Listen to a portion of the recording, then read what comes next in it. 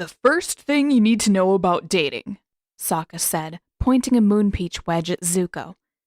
Somehow he managed to look completely serious with peach juice dribbling down his chin and a wedge of fruit brandished like a weapon. Is that the girl expects you to impress her. You've got to be ready to woo like your life depends on it. Zuko raised his good eyebrow as he straightened the collar of his tunic. Is eating like an animal considered impressive? Or is Suki just that lucky? Hey! I'm trying to help you out here. Show a little respect. Sokka puffed out his chest and jabbed the peach wedge at Zuko again. I'm letting you take my sister out on a date. The least you can do is listen to my advice. Zuko rolled his eyes and ran a hand through his hair. Katara would be furious if she knew that her brother thought he could give permission for her to go on dates, but it was easier to humor Sokka. Fine. Share your infinite wisdom, O great and powerful dating guru. Sokka scowled and popped the entire chunk of peach into his mouth. I don't appreciate the attitude, but since you asked. Not bothering to swallow, or to chew for that matter, he launched into a long, prepared lecture on the finer points of wooing women. Zuko would have almost been impressed by his friend's sudden ability to make speeches if it weren't for the drops of sticky saliva that occasionally spurted from his mouth. It was almost like Sokka had been raised by polar wolves, but polar wolves usually had better manners than this. Zuko shoved a handkerchief his way, but Sokka just kept on talking, mouth full and waving the handkerchief like a flag. But most importantly, Sokka finished with a flourish, you gotta hold the doors for her. Girls love that. Zuko blinked. Suki hates when you do that. Nuh-uh, she... Finally, Sokka gave in and paused to swallow his mouthful of fruit. She says it's charming. And she rolls her eyes while she says it.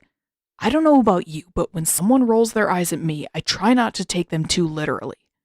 Maybe Sokka needed some romantic advice, too.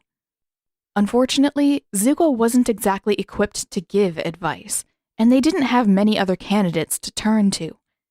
Aang was more clueless than the two of them put together, though several degrees less clueless than Zuko had been at the age of 12. And that left the girls. Zuko wished that Uncle were here. Uncle always gave the best advice. Except... He thought back to that time with June and shuddered. Okay, maybe Uncle wasn't the best person to ask about this. Zuko liked Katara. He really liked her. The last thing he needed was to take shoddy advice and drive her away. Sokka picked his teeth with a fingernail.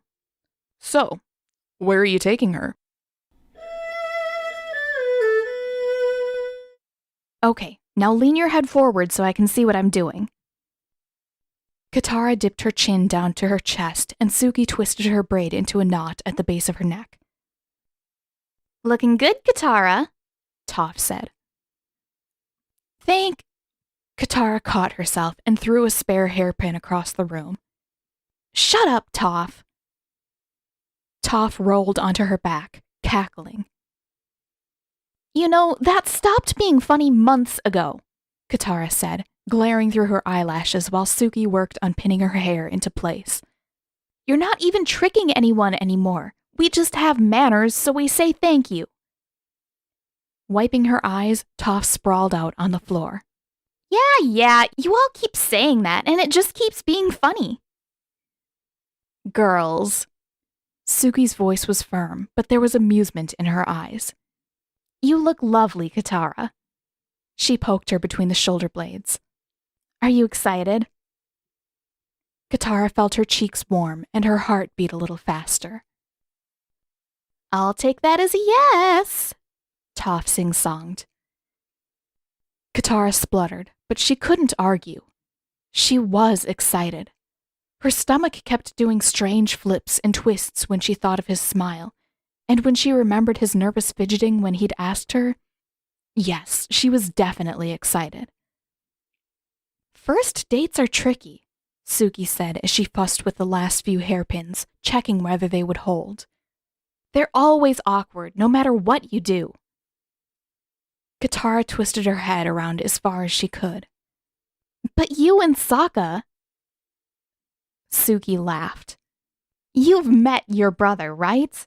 Of course it was awkward. He was trying so hard to impress me that he didn't notice when the candle on the table set his sleeve on fire. Katara groaned. So you're saying there's a possibility Zuko will accidentally set himself on fire? Toph snorted. Probably. It'll be fine, Suki said, patting her head.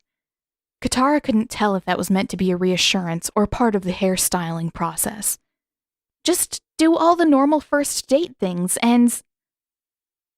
What are normal first date things? It wasn't like she'd ever had a normal first date before. She could call kissing Jet many things, but a normal date wasn't one of them. Oh, you know. Suki waved her hand. Make sure you smile at him. Laugh at his jokes.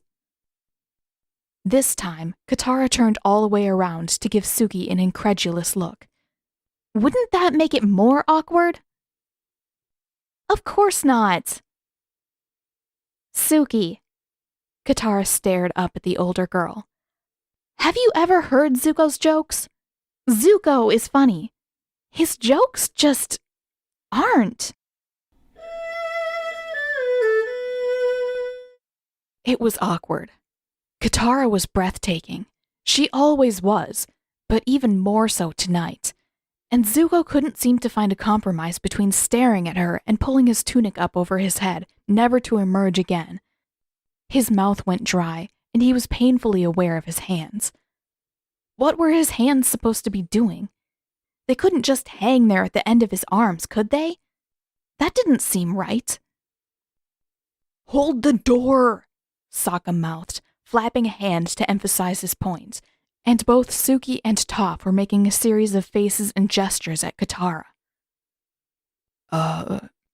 This was too weird. He turned to Katara and cleared his throat. Are you ready to go? Katara nodded and looped her arm around his elbow. Yes. She rolled her eyes at Suki and stuck her tongue out at Sokka. Please. When they were out of earshot down the street, Katara looked up at him. Suki told me I had to laugh at your jokes. What? His brow furrowed. Didn't she already do that? Katara laughed a lot when they were together. More than she did with anyone else. According to Suki, every first date is awkward. She said that the only way to get through it is to just do normal date stuff. Apparently that means I have to laugh at your jokes. She jutted her chin out. I'm not going to do it. His heart sank a little. That's good to know. But for some reason, Katara was smiling. She squeezed his arm lightly. You already make me laugh plenty. I'm not going to laugh at your leave me alone joke unless you can remember the whole thing. It's a matter of principle. He stared down at her, perplexed. So, she nudged him with her elbow. What did Sokka tell you that you had to do? His mouth had gone dry again, and he swallowed. Spirits, her eyes did strange things to his pulse. Oh, something about impressing you by holding doors open and flexing. Katara made a face. Can we make a deal? Zuko nodded. We both promise not to act weird. This might still be awkward, but at least it will be us. His mouth slowly quirked up into a smile. I think I can handle that.